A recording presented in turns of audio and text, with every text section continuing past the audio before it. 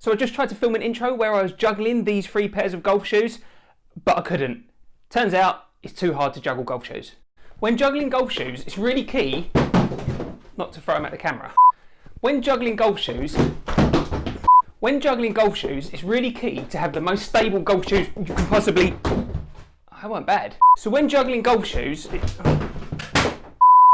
Hi everyone, Kevin here from Golf Guy Reviews, and in this video today I wanted to run through my top 3 most stable golf shoes that I've tested in 2020. So I've got here the Under Armour Spieth 4 GTX, the Adidas Tour 360 XT, and the FootJoy Tour X golf shoes. Now they are all spiked golf shoes and they all have a focus on stability. So I wanted to let you know which one I think is the most stable. In fact, let's just skip all the normal YouTube tropes and tell you right at the very beginning which one I think is the most stable. It's the Under Armour Spieth 4. Bang the kettle on, will ya? I'm done. Wait, that's not the end of the video. Of course, you're going to want to know why I think the Spieth 4 is the most stable golf shoe.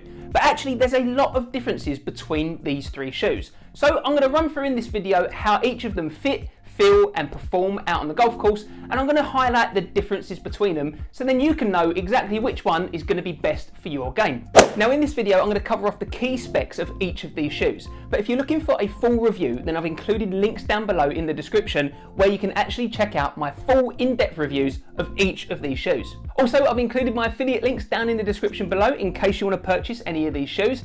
I may earn a small commission, but it will really help out the channel because it means that I can actually just put the money back into buying more shoes and tech so I can review them for you. Each of these golf shoes have gone about stability in slightly different ways. Some focusing on more comfort, some really focusing on being the most stable golf shoes they can possibly be. So let's actually first of all start by looking at how each of these shoes generate that stability. Starting with the Adidas, what you can see here is that you have got what they call their 360 wrap technology. Now what that means here is you've got these kind of 3, I think they're plastic kind of bars on the outside of the shoe. It wraps right the way under the shoe and then comes on the medial side as well. So you can see here that actually the laces go through that lacing system, which means that when you tie up your shoes, this is trying to kind of, wrap around your foot as tight as possible and give it a nice close fit.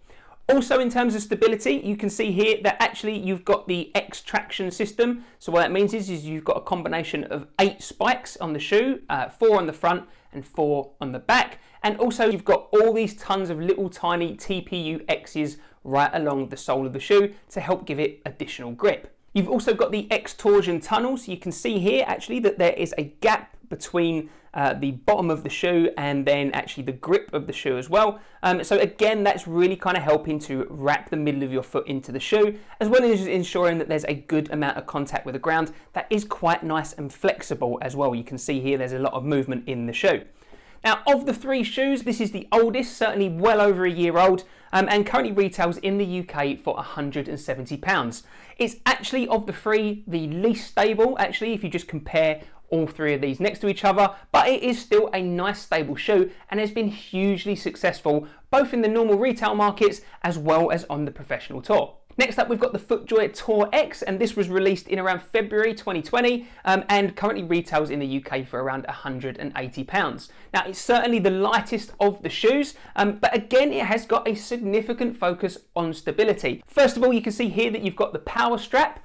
So this is this kind of integrated piece of material here. I think it's like a TPU material, and you've got it both on the lateral and the medial sides. And it's kind of similar in regards to the Adidas, where I showed you you've got the 360 wrap technology. So you've got this plastic material going through the laces, and as you do them up, really trying to hug your foot and get it in there nice and close. Also, to help with stability, FootJoy are giving you what they call the power plate. So that's this kind of TPU base plate here on the shoe. Also, you've got these power pods on the shoe here that you can see, and that's to increase the surface area on the shoe to give you a good amount of traction and make sure you feel nice and connected to the ground.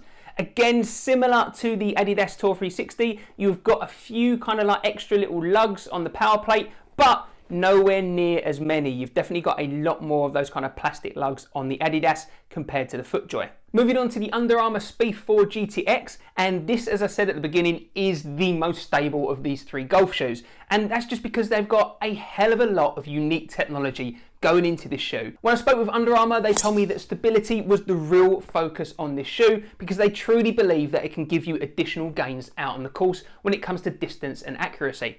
Now, in terms of the technology in this shoe that really focuses on stability, first of all, you can see it's got this really big, chunky external TPU heel counter here that's really trying to help lock in your foot at the heel. Also, I highlighted with the other shoe that you had external TPU elements kind of helping to wrap the shoe around your foot. With the Under Armour shoe, they've gone a completely different direction.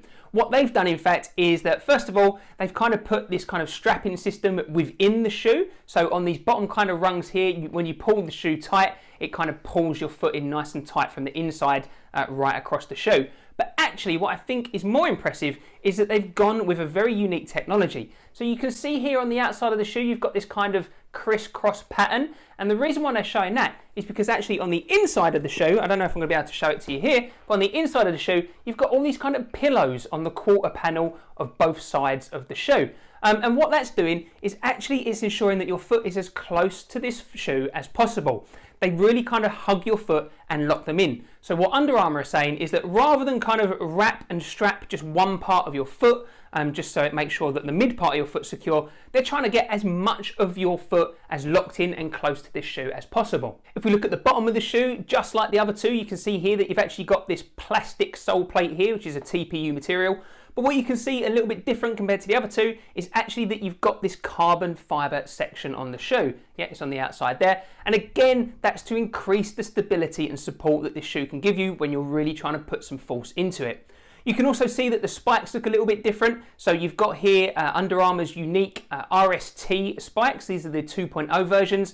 And you can see here that they're shaped with a kind of outer wall on the outside there. And the whole point of them is that when you twist in your swing, it kind of digs into the turf and it stops your foot sliding out. Again, really designed to help you keep the shoes nice and stable. So I've used all three of these shoes out on the golf course in various conditions right the way through the year. And I think you can see why I think that the Under Armour is the most stable golf shoe. It really locks in your foot the tightest, it feels the firmest, and it really gives you a lot of confidence to really go after the ball and put as much force into your golf swing. So absolutely, I'm happy to say that the Under Armour Speed 4 is the most stable golf shoe of the three. However, that's not the end of the story, because while stability is really, really important, a lot of people also want to focus on fit and comfort as well, and they actually might be willing to sacrifice a little bit of stability if it means that the shoes actually fit them better and are far more comfortable out on the course. So let's check out the comfort of these shoes now. I really hope you're enjoying this video and finding it helpful. So if you are, make sure you hit that like button and make sure you subscribe to my channel so you can keep up to date with all my latest reviews of golf shoes, clothing and tech right here on Golf Guy Reviews. Now, starting with the Under Armour, they have put some significant technology to try and make this a nice and comfortable shoe. And I've got to admit, out on the course, I didn't suffer with blisters or anything like that. They were perfectly comfortable. However, they're certainly not the softest shoe underfoot. They do feel quite firm. You've got a foam structure within this kind of TPU casing on the sole of the shoe, but it's not Under Armour's softest foam. It's certainly not their hover foam. And so these do feel like the firmest shoes underfoot. What they have done is that they've given you a dual durometer midsole foam. And what that means is that they've put softer foam on the kind of metatarsal area here on the lateral side of the shoe. So that's the softest part when you walk on it, and then it's firmer on the outside, and that's kind of backed up by the fact that you've got these carbon fibre plates on the outside as well. However, it does mean that, it is still quite firm underfoot. In terms of the fit, these do feel very, very close to your feet, but that's the whole point of the shoe, as I said earlier on. So I kind of think that you're either going to really like that feeling of the shoe being really, really locked in, or maybe you just prefer a bit of a looser fit. These do come in a wide fit version if it's something you're after, and also you have got a nice soft upper. So this is Under Armour's Clarino microfiber upper, and it's also got a Gore-Tex coating on it as well, so it ensures that it's going to remain nice and waterproof. You haven't got the biggest amount of padding on the tongue. It is a very thin tongue, but you have got those kind of pillows on the front as well. And you've got a decent amount of softness in the heel and ankle area. If we go back to the FootJoy, as I said earlier, this is definitely the lightest of the shoes, and it still does fit nice and close to your feet, but certainly not quite as close as the Under Armour. So it's certainly a middle ground there, because definitely the Adidas is the widest fitting shoe of the three. But still focusing on the FootJoy, what I would say is that actually the foam isn't necessarily the softest foam in the midsole, so again, it's not going to be the kind of walking on cloud-like feeling that you might expect from the midsole foam. However, FootJoy have put in an ultralight inner sole. Now what that means is that it is incredibly soft. so you do get a lot of soft feeling underfoot from that inner sole. So that really kind of helps improve the comfort of the shoe. Also, in terms of the upper, you've got a Chroma skin leather upper, which is very soft and breaks in nice and soft. You can see that that does result in a fair bit of creasing on the shoe, but that's just going to happen when you've got a soft pair of golf shoes. Another area with the shoe that helps with the comfort is the fact that you've got this 3D molded collar that you can probably just about make out there on the camera. And so that is nice and comfortable and keeps your foot nicely locked into the shoe. I would say that some people do experience a little bit of blistering at the heel of this shoe. So it can take a little bit of time just to break in. You might just want to go gentle on the first couple of rounds. But overall, I would definitely say that this is a very, very nice, comfortable shoe.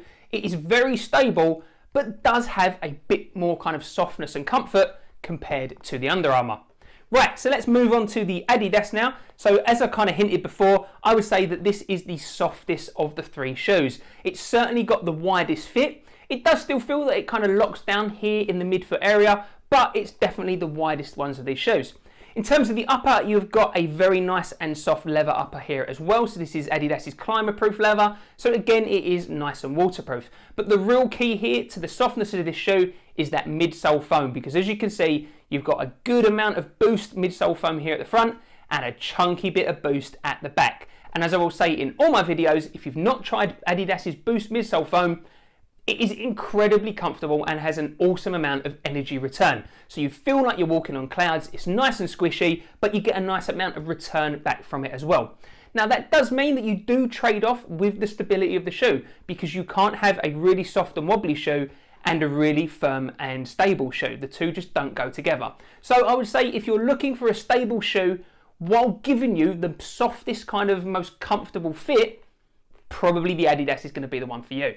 In terms of the inside, that you've just got a leather kind of heel and ankle area there, and you've got an okay amount of padding, but nothing too special. But again, what I would say with these is that it has been noted that you do need to break these shoes in generally, especially around that heel area. So you might just want to make sure you've got a few plasters in your bag in case you pick up some blisters first time around. So as I said at the very beginning, hopefully I've shown why I think the Under Armour Speed 4 GTX is the most stable golf shoe that I've tried in 2020. And if you're really looking for a golf shoe that really puts the premium on stability, then you're not going to go far wrong with the Speed 4.